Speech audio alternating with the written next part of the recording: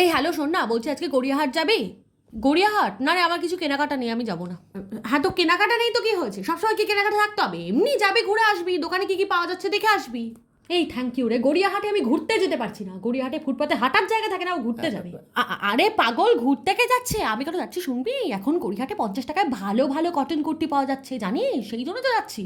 ও তাই? Thank you ভাই, ভাগ্যিস বললি। কিন্তু কি বলতো, আমি না কুর্তি ফুর্তি পরি না। আরে 40 টাকার প্যান্টও তো পাওয়া যাচ্ছে, 50 টাকার কুর্তির সাথে 40 টাকার প্যান্টও পাওয়া যাচ্ছে, buy one get one offer. যাই অফার থাকুক, buy one get three offer দিক, 10 টাকায় জিন্স পাওয়া যাক, তবু আমি তোর সাথে গড়িয়াহাট যাবো না, আমার সময় নেই। সময় নেই মানে কি? সময় নেই মানে কি? 2 ঘন্টার জন্য যাবো, সময় নেই মানে কি? আচ্ছা ঠিক আছে, ট্রেন, অটো, যানবাহনের ভাড়া আমি দেবো, এবার তো চল। আরে ভাই, তুই একা জানা, আমার পিছনে পড়েছিস কেন? আর আমাকে নিয়ে গড়িয়াহাট যাওয়ার কারণটা কি আমাকে বলতো, খুলে বল।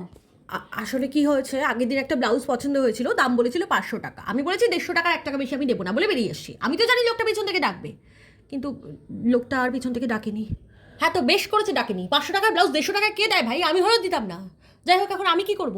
তো আমি বলছিলাম যে তুই দোকানে গিয়ে ব্লাউজটা কেন, তারপর আমি তোকে টাকা দিয়ে ব্লাউজটা নিয়ে নেবো। বুঝতে পারছিস কি বলছি? মানে এটা ভাই, তোর সাথে আমি আর কোথাও বেরোবো না ভাই। থ্যাংক ইউ, আমার আমার শিক্ষা হয়ে গেছে ভাই, আমি ফোন রাখছি, আমি আর তোর সাথে কোথাও বেরোবো না।